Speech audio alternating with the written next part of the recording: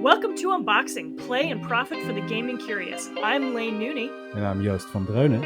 And we're here digging deep on why games matter in today's economy.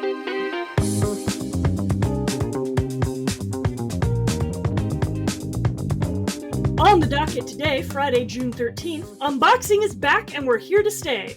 Where did we go? What happened while we were gone? And what do we have to say about the state of the game industry today? Stick around and find out all that and more with your two very exuberant co-hosts. But first, boy, do we have some catching up to do.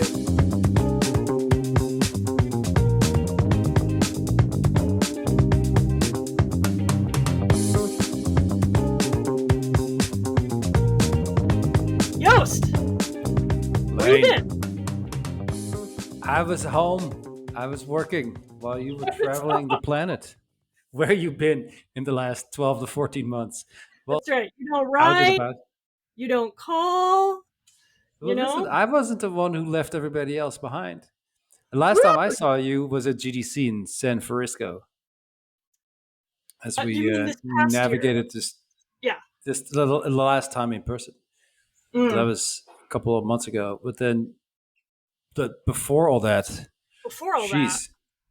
we kind of had a set of parallel life transformations in a sense where we took stock. You know, I got arrested. You did some stuff. I don't know. Like I can't match that. I did not get arrested. I've been building this company, so that's been keeping me busy. Building your company. I had surgery, and I think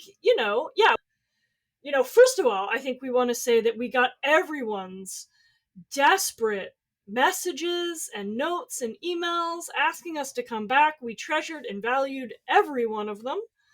Right, my man? Agreed. 42% of the reason we're back is all of the positive feedback. That's right. That's right.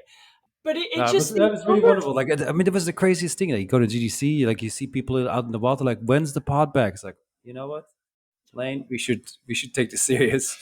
Yeah, I think I think we both got a little burnt out doing the production. It was a lot. There's a lot on top of having to show up every week and give you brilliant insights and conduct interviews and all this other stuff. And so I think we burnt out a little and we had to kind of reassess what we were doing and why. But at the, after I had a bit of a break, I was like, I really do miss it. Like, I kind of don't care that it's a weird pain in the ass that I don't make any money from. I want it back. And I want Joost back. The success overwhelmed us, but then we couldn't live without the fame. That's really what happened. It's just the groupies down at West 4th Street. You just like, stop it, like all the paparazzi, but then once it's gone, you miss it. So that's really good.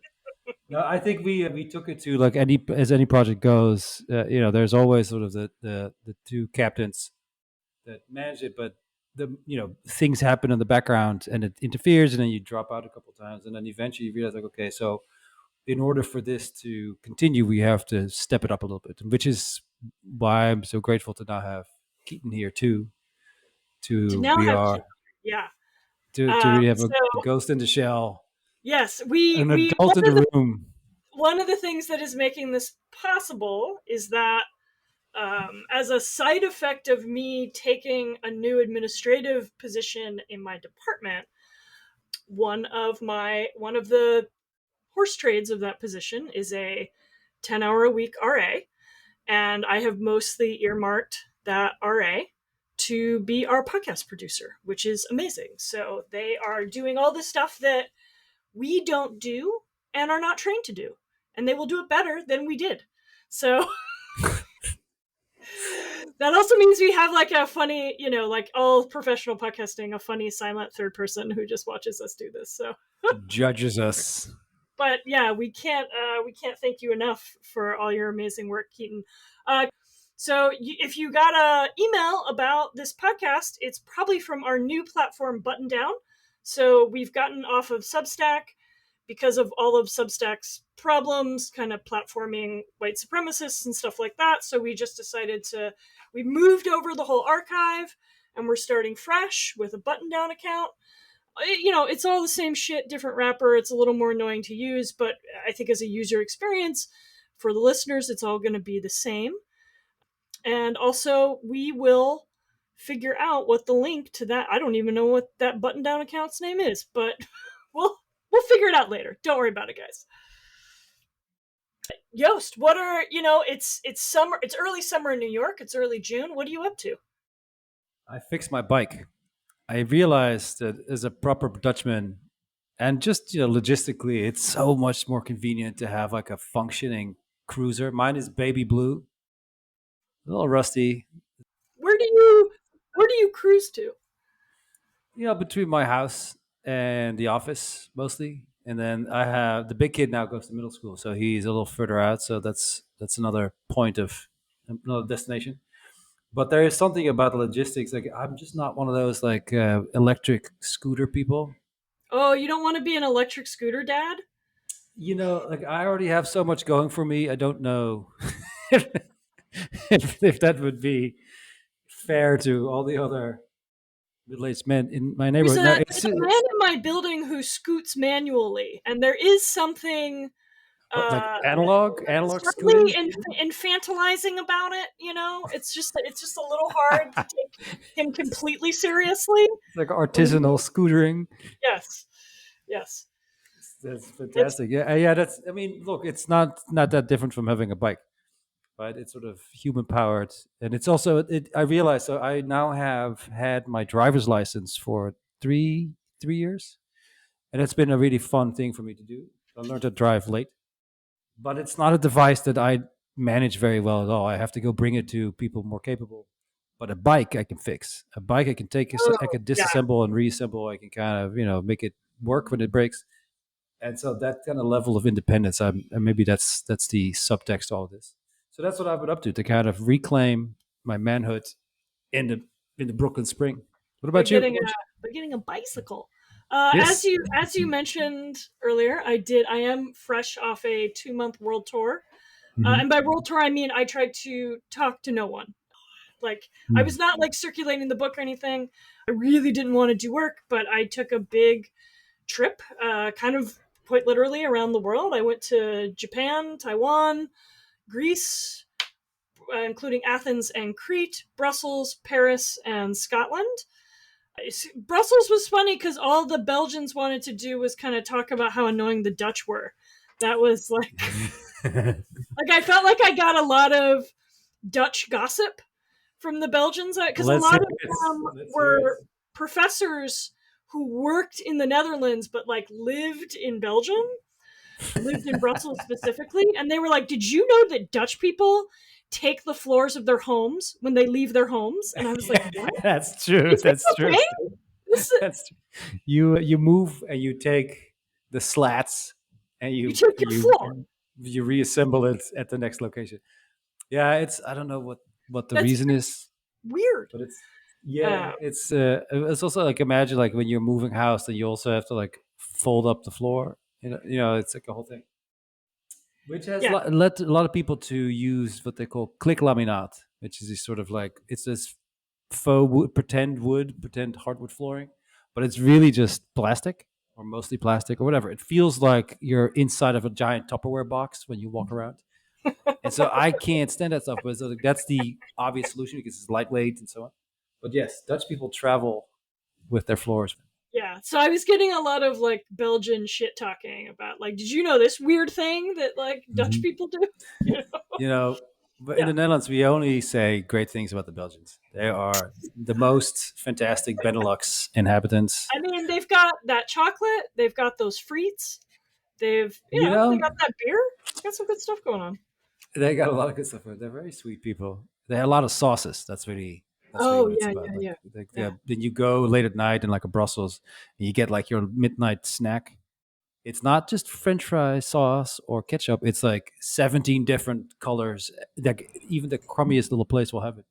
And I really appreciate that diversity, that sort of consumer That is the consumer definition choice. of diversity.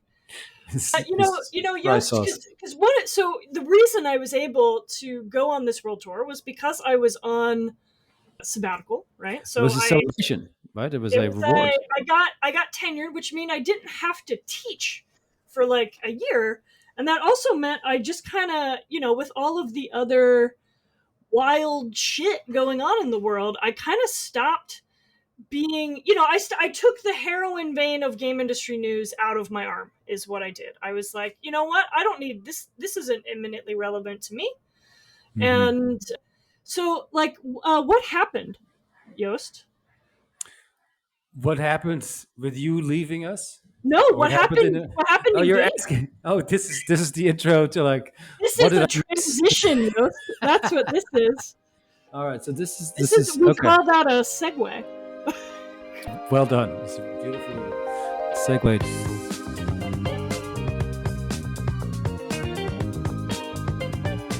When was the last time? Like, so give me a month, and then I can. Was it So like I, 12 months I ago? went back and looked at our last episodes. So we were doing them in the fall of 2023, and then it was really in the spring of 24 that, like, I think I was having a meltdown about a variety of stuff, and everything popped off politically, and we did one episode at the end of that semester that was Hmm. like, we heard you missed us, and I think we thought we were going to do more, and then we never did. So there was like a bunch of episodes at the end of 2023.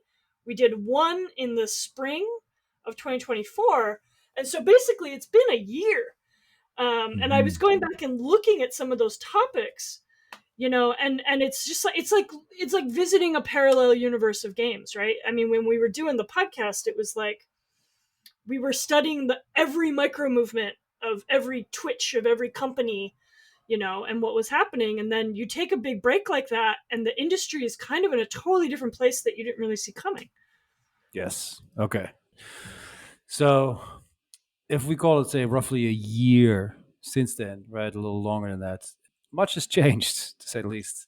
Uh, the industry has further compacted some of its consolidation. The industry is also now formally in decline in a big way. Ooh, what does it Some mean of to be the formally in decline? Hasn't it been in decline you for a know while? when there's like a soft year following like this growth spurt, people go, it's kind of Oh yeah, cooling off, it's fine. yeah. But then a second year, all of a sudden, like people get nervous, and a lot was written and said since then about why. There's a lot of explaining around that, like what's driving this decline, this market contraction. So that's a major theme or sort of occurrence in the industry. From a regulatory standpoint, there's been a lot of interesting developments between Apple and Epic Games, between Valve and Wolfire, and a bunch of other sort of these like very visible public cases where large platform companies basically are defending their borders and boundaries and their decision making to the deficit or to the detriment of a lot of third party content creators. And that's changing a lot, right? So you see this outside of gaming in terms of fines being raised by the Europeans and so on, but inside of gaming, sort of on the frontier, really pioneering a lot of the legislation, or at least the conversation around it. But I then mean, it's like Epic beating Google and Apple in court. yeah. I mean, interestingly, when I was looking back at the particularly fall 2023, right? In Hmm. terms of the regulatory conversation, we were like, absolutely down the throat of the Microsoft Activision acquisition, right? That's like all the chips were into that. We were following all those micro movements around the FTC and the CMA, and it all turned out to kind of like not that, we were buying into these arguments that it was about mobile acquisition, and actually it just turns out a year and a half later it was all about getting Call of Duty, right? Like figuring out how to mainline that cloud platform. Yes. We also saw the entry of non-gaming companies. So I don't know if this still made it at the time, but Disney invested 1.5 billion in gaming. Yeah, If you yeah. recall that, What has that produced? nothing much just yet. But I guess that's the long tail. I mean, Yeah, I was thinking about that recently. Like, why isn't there more news around Disney doing stuff here? But it was such a notable event for Disney to do that. My guess is they're going to beef that up, but we can get into that into more I detail. mean, I'm eating my words a little from maybe not last fall, but a while before. It seems like Netflix games, which I was always very bearish on, is doing okay. I can't quite tell, but it still exists, which I think would have surprised the Laine of like 2022 that was still chucking along. That Lane would not have expected Netflix games to still be around.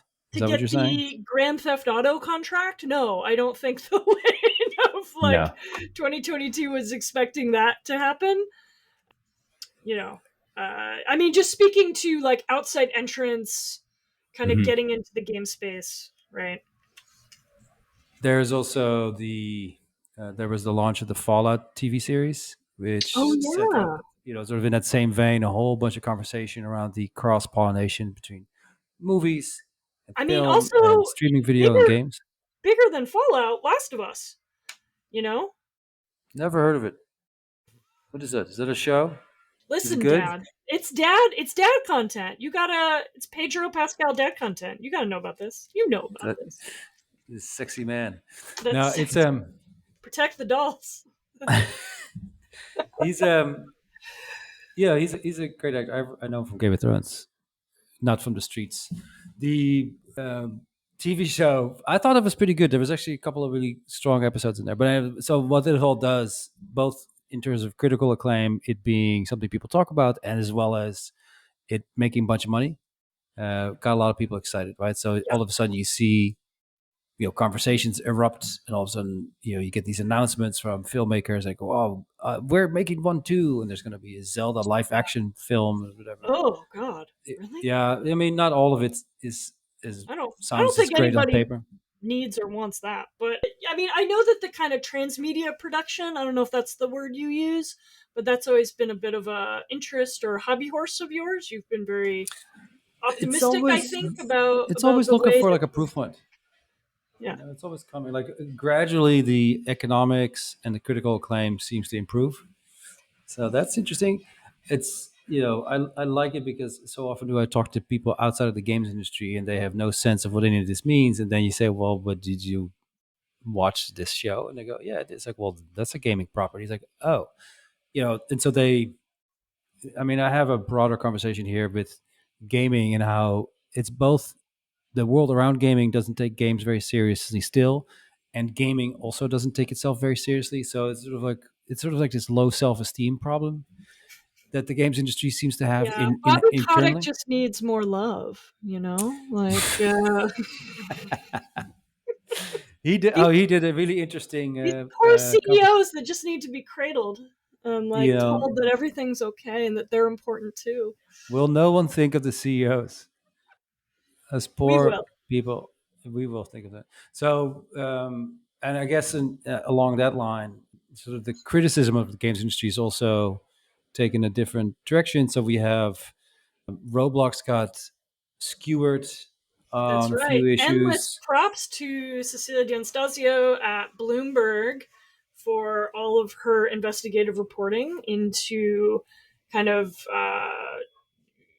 child exploitation related to Roblox. Was that what you were thinking, Yost, or did I? That was one of the articles around the time that came out. There was the Hindenburg report, this private equity fund. No, sorry, this they called it short seller fund that basically published And they're really called just the a. Hindenburg Report. It was Sorry, yeah, it's this Hindenburg Capital on the Group or nose. something.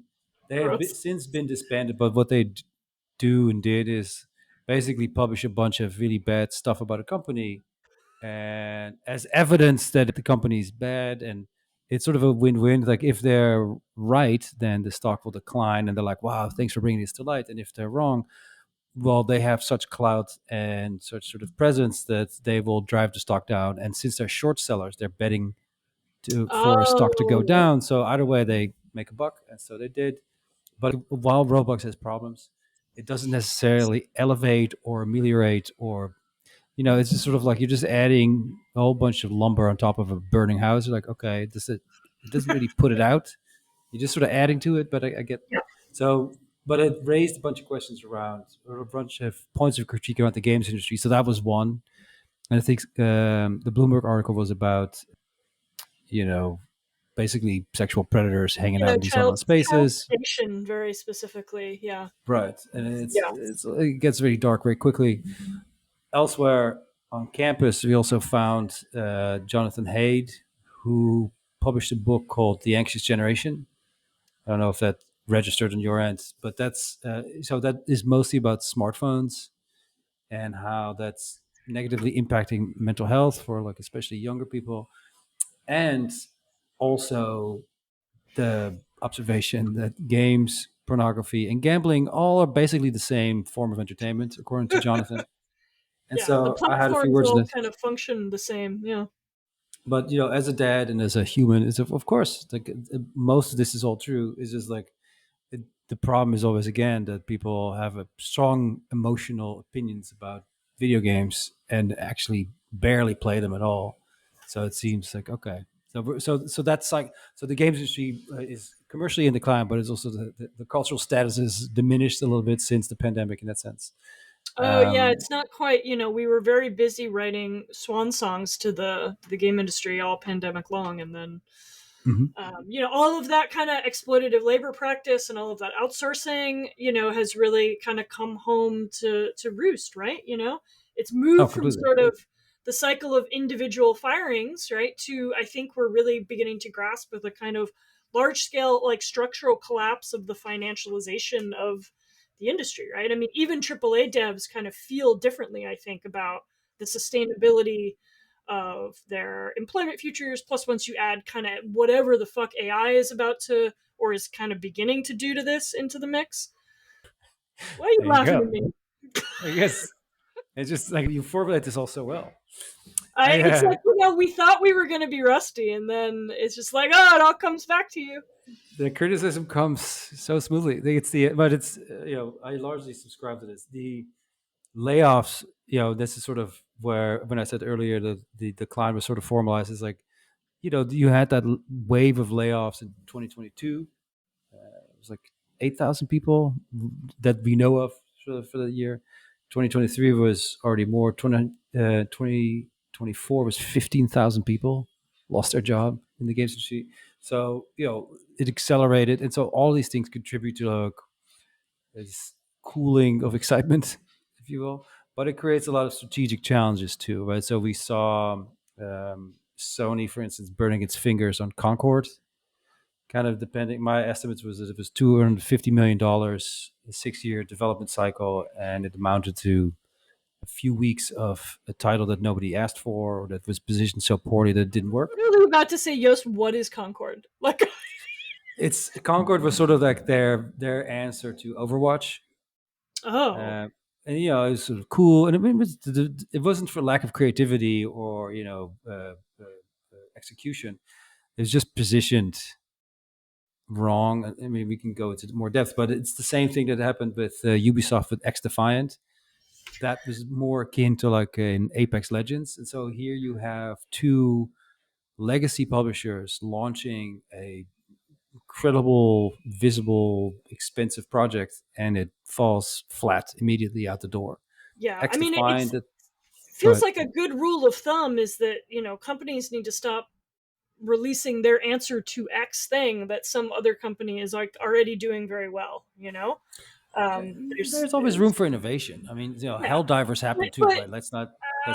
yes. I mean, Fortnite comes out of PUBG, yada yada yada. But there is a certain kind of executive thinking that's like they made a thing, now we need to make a thing, and a Mhm, mhm. little more analysis and prudence, would probably go a long Yep. way. It's a spreadsheet management, right? Yeah, I added a bunch of numbers here, and oh look, now we can do this there, and we're also going to be successful. And that's not at all how the games industry operates, yeah, yeah. but so And often at that if it's scale. a boom and you think there's endlessly more players right around the corner, then sure, But like just that absorbing is not happening. We are having growth markets, but they're maybe not as you know deep or vibrant. Or I mean, we're in a mass economic downturn globally. A The little bit. promise of forever growth, Yost. It's almost like I've talked about it before. Well, let me tell you, that shit's real. No, it's forever growth is this sort of capitalist fantasy, I guess. and it's not a sustainable model, which is why game companies are failing, why investors have sort of walked away from it, and why you start to see a changing of the market. So one of them is, like I mentioned, so some of these big ticket, these large publishers having a bad time, a hard time, having resulting in layoffs, and that's sort of on the supply side. On the demand side, you see changes too. You start to see that consumers are splitting into different markets. So on the low end, you have just basically everyone. The sort of large free to play market is people that have time but no money, and then you have this increasingly smaller upper echelon of super users, of luxury gamers. I've described them somewhere. What that really means is like you get a growing number of companies all vying for the attention and dollars of a slightly small, every constantly decreasing sliver of super spenders, Yeah, and so that I was creates a looking really at interesting I was dynamic. reopening an email about someone else, some other group's games podcast, and it was looking at mobile segmentation.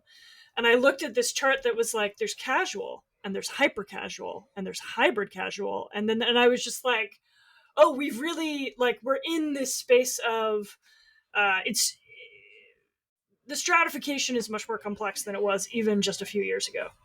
Yeah, Mm-hmm. and these kind of 100%. just like walking these very fine lines about what we're going to call this specific game and how it monetizes ads versus in-app purchases, and all of this is becoming a real spreadsheet science. Yep. Some of the surprising hits, though, that live outside of this spreadsheet is things like Black Myth Wukong. All of a Oh, sudden, China comes out with a title based on its mythology. that's with the Uh, monkey, right? that's with the monkey. All right, I saw that one on the Blue Sky. It's the journey to the West. There was a lot of there was a lot of commentary about its similarities and distinctions from Elden Ring. A sort of Sure. low rent Elden Ring was kind of the vibe I took away. But There was that, but not to immediately compare Chinese production that is based on a novel that's been around for centuries to something from the U.S. or whatever. I But it's just the mean play style, you know, no, no, and it's a genre. But it's like what's interesting to me as someone who yes, has a big perspective on this is to say that it's what The Witcher was to CD Projekt, right, where the Poles have their own sort of Lord of the Rings yeah, fantasy novels and build a game around it, and that game becomes this critically acclaimed international success, and at the same time becomes a sort of national pride, this sort of cultural, bid into this global conversation. Uh, Wukong was the same thing for China. Like it sort yeah, of proved to everybody that China is capable of more than just making cheap things on mobile apps or whatever. Like it's yeah. capable of really building. Yet more So Honor of that was a Kings, surprise. etc. Yeah, yeah, Exactly, right. So it expands the conversation, and I think it is the one of the first moments in the industry where, yeah, you and I have had this conversation more than a few times, but so often the emphasis of the games industry's narrative is on Europe and North America, but in fact, actually, it's a global industry, which that is one of the things that makes it so exciting. And so Wukong was one of those moments. So I really enjoyed that. That was a big to do. Since then, of course, what we really have been waiting for is, and you've guessed it, is Grand Theft Auto 6.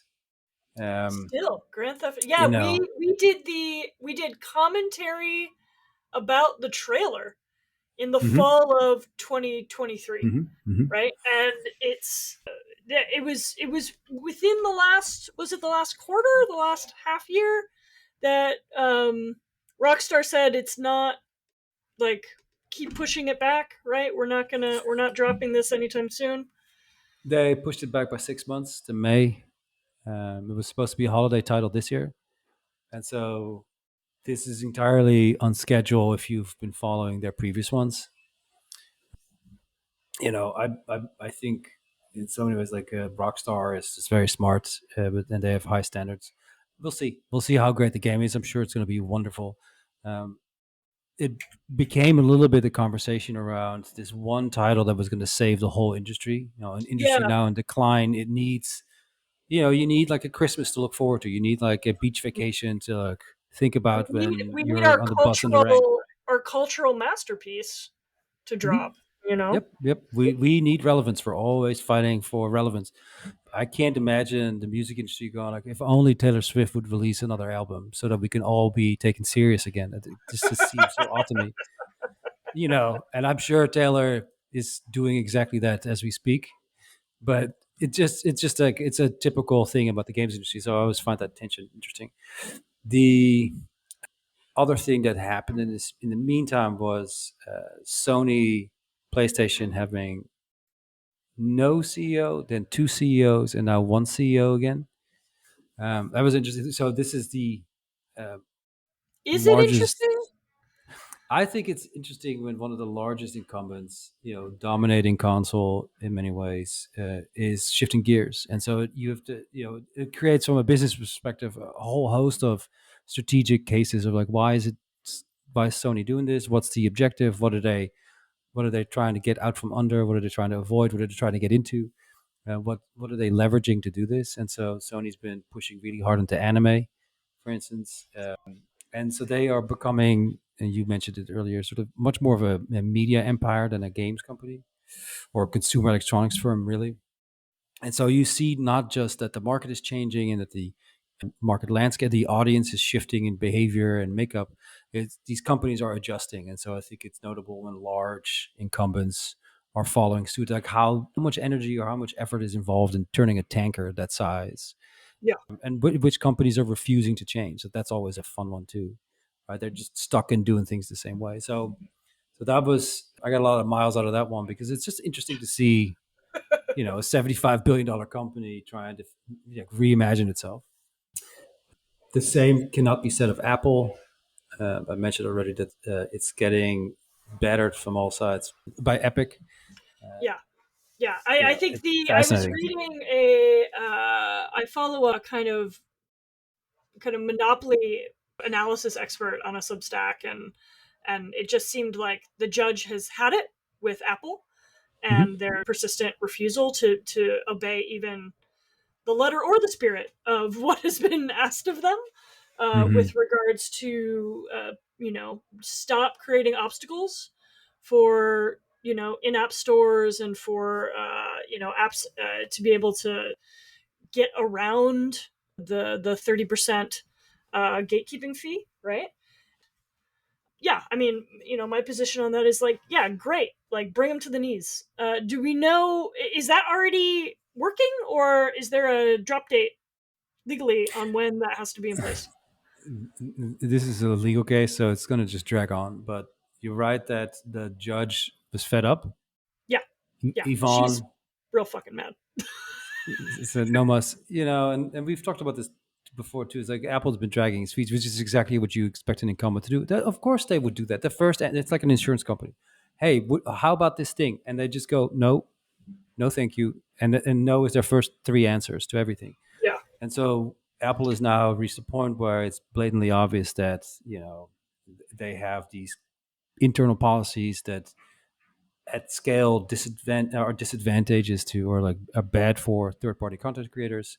Epic's pointed this out and won this victory against Apple, and so practically what that means is that the trespass that Epic committed was, if you recall, pushing people outside of the yeah, App Store to yes, transact in the Epic ecosystem at a yes, discount, and that very deliberately, distinctly, and clearly states in the Apple agreement can't do that. can't That's do that. why Epic got booted out. That's why you couldn't play Fortnite for so long on mobile. And the judge But says, then "Yeah, that's nonsense." they were able to come back, and then Apple did this thing of kind of, it was like, if you're going to use an outside storefront, then we're going to charge you basically the Yep, yep. equivalent of the 30% we would have made. That was their first no. Yep. Yeah, yeah, they're like, fine, you can have an in-app store, but you're also getting like a fee attached to this. It was pretty Mhm. bananas, like uh, It's just like banned landlordism. I mean, at some point, like yeah, I think while I understand that this is an important piece of their revenue model, it's yeah, also kind of like you understand that the way I see it, simply put, is like this could have just been an email, and instead now they got this like existential problem Like just lower it 5 points. Like who cares? You're gonna be the Santa Claus of mobile gaming. Everybody likes you Yeah, now yeah, because yeah, you're willing to like play ball and you're nice. You're a yeah. $1 trillion company. Like how where are you trying to go with all this? Like Yeah, and instead calm they down. become a kind of paragon example of this sort of rentier capitalism, right? Where And yeah, we're just gonna block every exit, it's bad press. and It's bad press. rent you for everything you're worth. Like fucking a. It creates a counter movement both from a uh, industry perspective, where a lot of people, of course, are unhappy, but perhaps also more generally, it's like it goes against the original mission that Apple set out a few decades ago, to think different, to be the underdog, to be the disruptors. Like, okay, now you're the evil empire that's being disrupted. Like it's like the irony must not be missed here. So anyways, that's all taken place, and I find those things fascinating because are they involve a host of conversations and information that are just absent from public view, and it's only when you weed through the documents and the expert testimony and all of the discovery documents that go with this, when you really get to the emails where people say, "But it's our fucking store and we could do what we want." That's literally from one of the emails, and it's like, okay, so they think about it, like, and it provides evidence of how companies think and make decisions, and you're like, oh, that's interesting. That's how that goes, right? And so it's strange that the personality of a company like Apple has shifted so much in that sense. Yeah. So the same you could say for Steam while we're at it, and we could talk about all this later too, of course. But they um, have been dominating a big part of PC as well. And so it's a little bit of a question. It's like, okay, why don't they come down on all of this stuff? Why are they being so grabby? Are they grabby? How much are they grabbing? It just raises Has questions. Steam changed its policies in the past? Is there new Epic, Steam news in the past? the so there's two answers to that. The first one is, like, in the past, Epic had a run in with them, and that's the moment when eventually Steam then said, "Okay, we're going to offer 20% App Store fees to companies that make a million or more." So basically, Yeah, big they publishers. introduced the staggered, Yeah. the sort of tiered levels of platform cut. Yes, and that's what we expect to see with Apple as well now. The Oh, other, interesting. but this Okay. is a while ago, and it's amounts to very little because it benefits mostly the large companies anyways. Yeah, They're yeah, yeah. already incentivized to kind of Yes. they have their own custom deals. That's sort of the nature of thing. That's what we learned from Epic versus Google, where Google was found guilty of incentivizing the top 20 publishers at some enormous amount of money to not use or to not incentivize users to go off platform. The more recent one is then in the case with Volfire, where Volfire was initially just sort of like a company suing Steam, and it then became a class action suit, which resets the discovery process, and so they're going through this whole motion again, and it's just no way that Steam wins that in the end. Um, Oh, wait, I might be a claimant in this class action lawsuit. I I bet feel you are. I bet As a, I like it's one of those things where like you get targeted by an Instagram ad that's like, "Did you buy games on Steam? If so." And then you fill out some information and then I just get yeah, I don't I'm like I guess they did a bad thing and I would happily take $15 from them. That sounds great. that's But the principle that counts. I get, every couple months I get an email from the legal team that's like, Steam has refused arbitration, or like whatever they have tried to dismiss, whatever the latest update in Steam. Yeah, at a certain point, you sort of think, isn't it faster and cheaper for you to just deal with this and settle than it is to just like chase this around a thing that you're obviously going to lose, and your own lawyers should be able to tell you that, like, just make this go away. Yeah, But think of again, the it's one of lawyers, you it's a know. disruptor that over the course of 2 decades suddenly becomes the incumbent, and it's just very very it seems very uncomfortable playing that role, and sort of feels there's a vein of entitlement in all of these economics. Well, of course, I'm impressed by the success, and personally, I've always defended Steam as like this amazing platform. Like when Ubisoft did and then didn't and then did again release its titles on Steam, it is like, come on, just do it. Like that's where most of the players are. Like the games at Steam offers, the games that Valve has published. I mean, these are all critically acclaimed, amazing innovations. And then at the same time, you kind of sit there and go like, yeah, okay, but from a professional capacity, it's true that you are creating a lot of drag for small and medium sized creatives, and so that's bad for a free market economic, which is exactly the thing that you're, of course, talking about. So I'm always a little bit ambivalent around this because personally, of course, I love it. But professionally, it's like, yeah, you can see how this sucks more oxygen out of the ecosystem, and it's just the continuation of the industry is jeopardized by this. There's the same thing with Apple talking about data privacy and safety. Yeah, yeah, yeah. Oh, bad agents. It's like, well, what about you? Like, what are you doing? So I find that interesting too. This I like mean, that's been pretty high profile. speaking of incumbents creating drag, this, and not the fun kind of drag, this, I think we might have talked about it in our weird spring podcast last year, but the ESA, the revisiting, the triennial revisiting of the Digital Millennium Copyright Act hearings. Is any Mhm. of this ringing a bell for you, Yost? No, No. I know No. the ESA. You had me at ESA, but Yeah, yeah. the So ESA, Entertainment Software Association, the largest kind of lobby. They're a lobbying. They're a trade organization and lobbying group for the game industry. For a, basically for a number of years, a group of video game preservationists have been trying to get an exemption passed in the Digital Millennium Copyright Act that would allow for the subvention of copyright protection for the purposes of digital access to preserved materials. What that means in a layman's terms is that if you were a researcher of a game, that you could just access that game remotely from from a kind of library or archive or a museum that is hosting that material for the purpose of scholarly research, right? And that institution would be allowed to circumvent copyright protection, right? Mhm. Without being subject to legal recourse, right? And so the whole idea being that, like, yeah, I don't have to fly to the fucking Strong Museum of Play in Rochester, New York, or the Computer History Museum, or the Video Game History Archive to play some obscure game, nor do I have to buy thousands of dollars of computer equipment. I could just, like, from like many other scholars of other media, from film or music or whatever, you can sit down and either manage to, you have access to kind of a good enough replication of the experience of, like, watching, playing, whatever, right?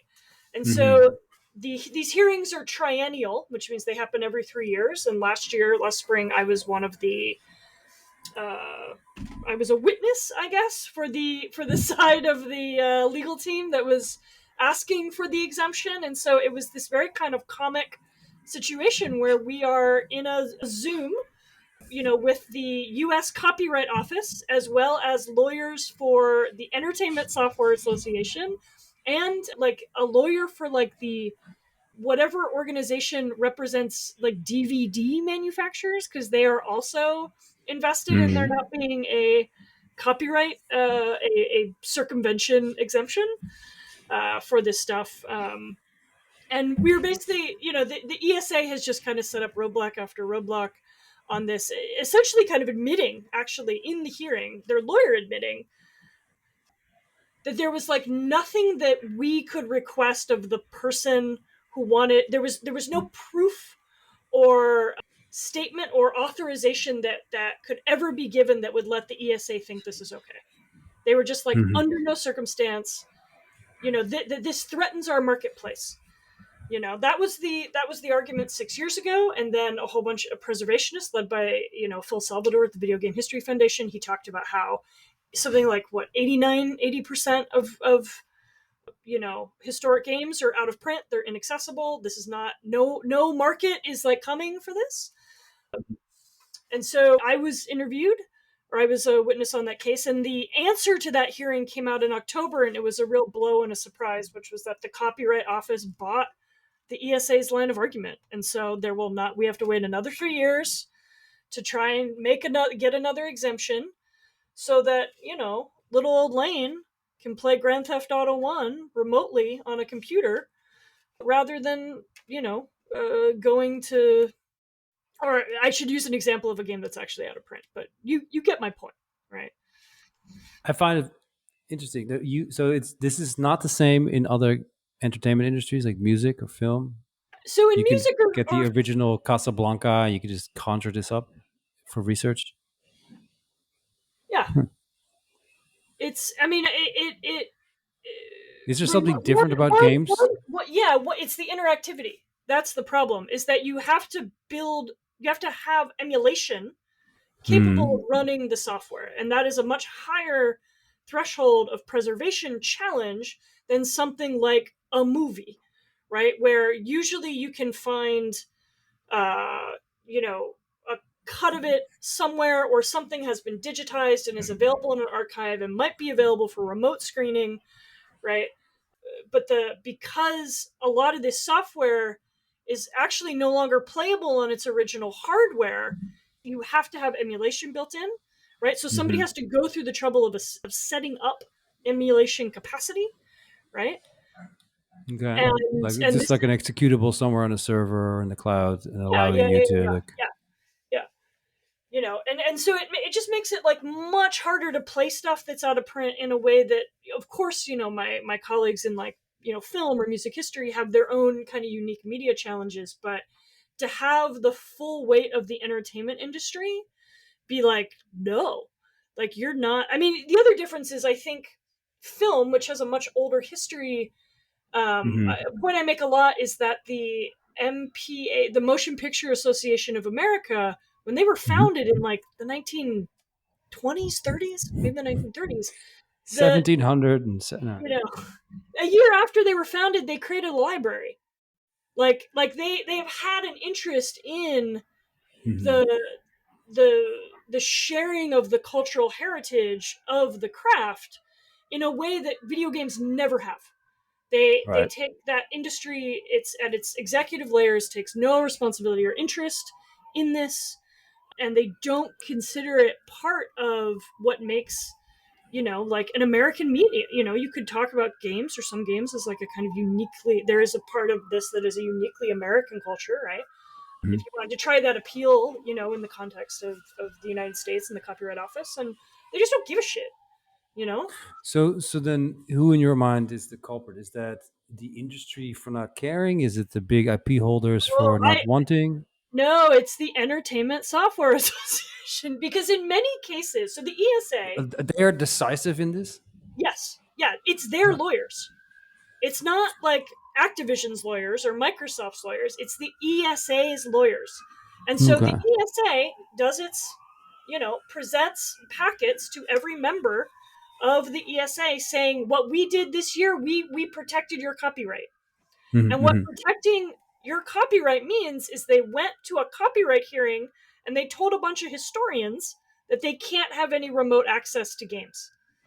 Like, that's what, like, actually what is often going on is that the executives at these companies do not know and have no idea that this is what's actually occurring, right? That they're just, because they're not in the weeds on this, right? They're not really asking that many questions about what it means that you protected our copyright, and because the ESA will present it in a way that is pro kind of the industry.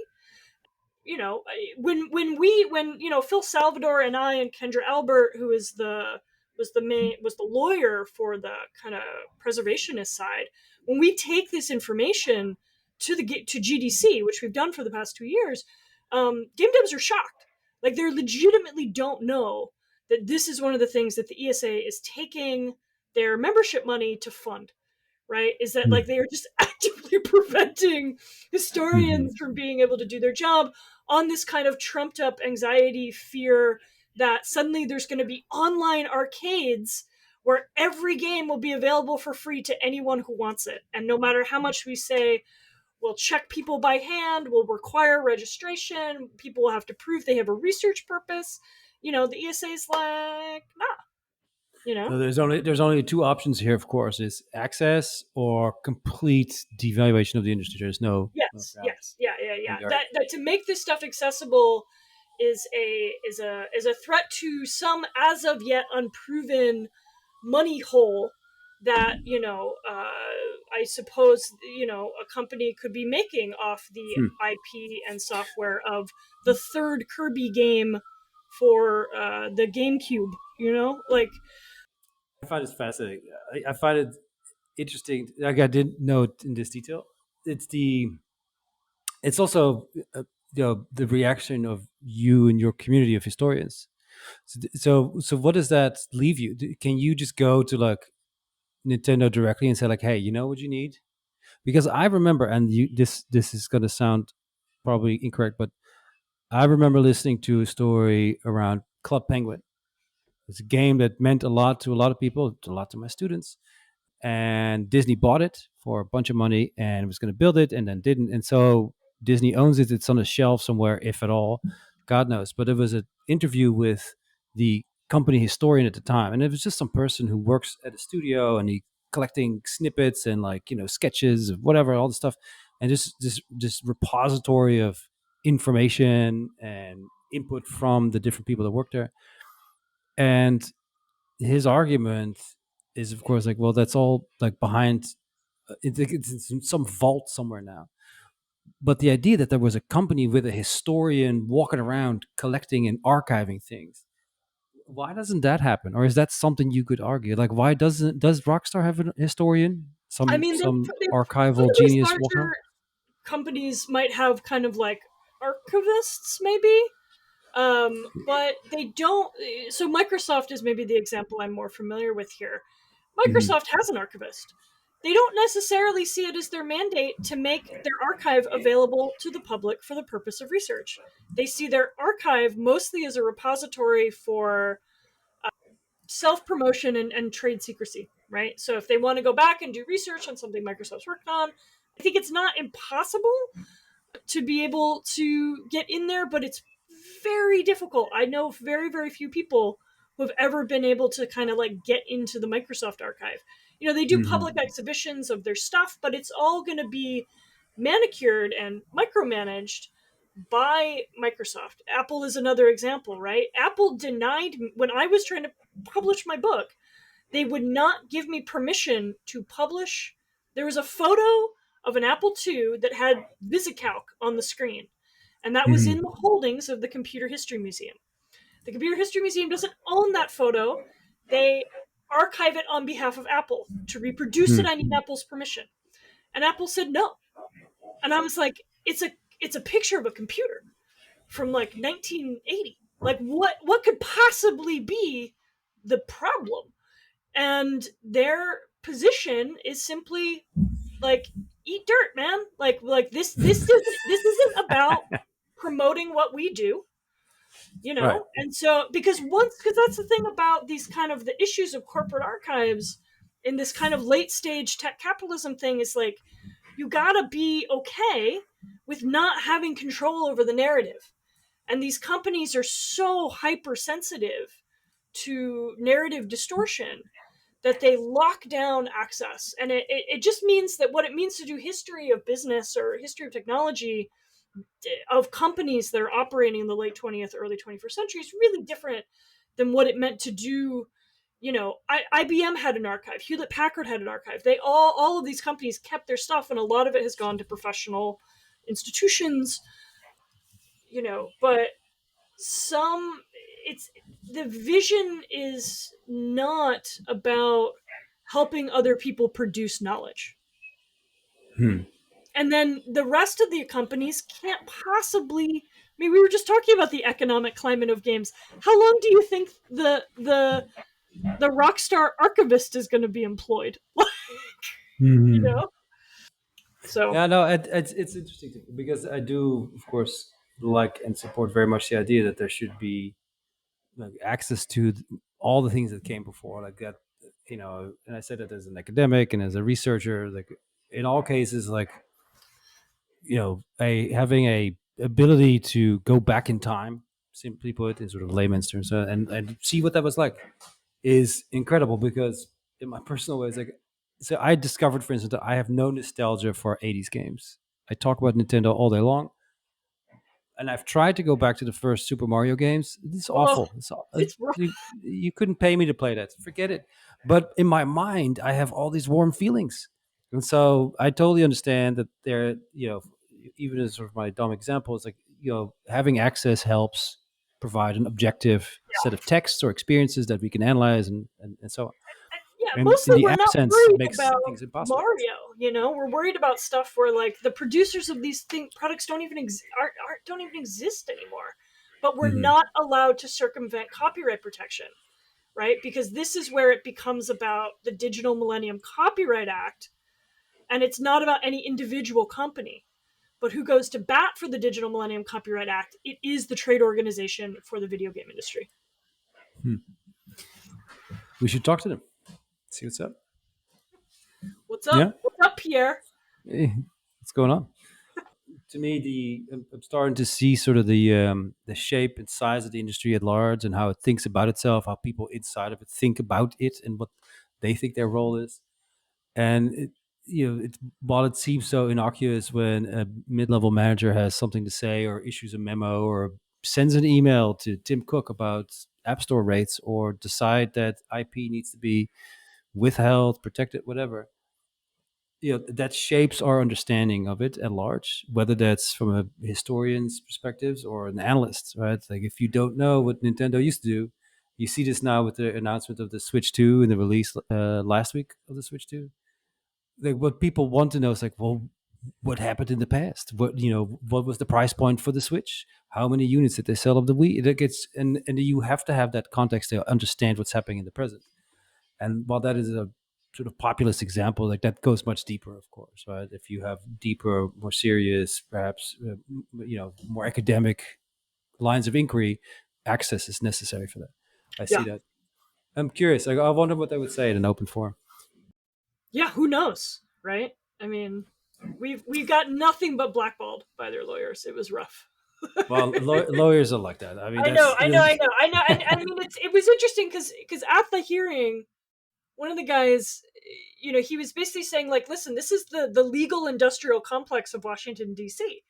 Mhm. Is that like every trade organization has an office out here, and they kind of this entire kind of legal industry exists just to do stuff. It's maybe who knows how much the ESA even knows what the ESA's lawyer is doing. The ESA's lawyer has been given a mandate, and that means him and his toupee tremble down to the copyright hearings every three Oh, years Lord. to tell the youth that they can't have any games. I like how you portray this. It's very objective. Sorry. Very. I know. I'm gonna get canceled this year. It's Yeah, well, you're off to a great start. All right. Well, so, but I think so. So I will loop it back into like this platform thing.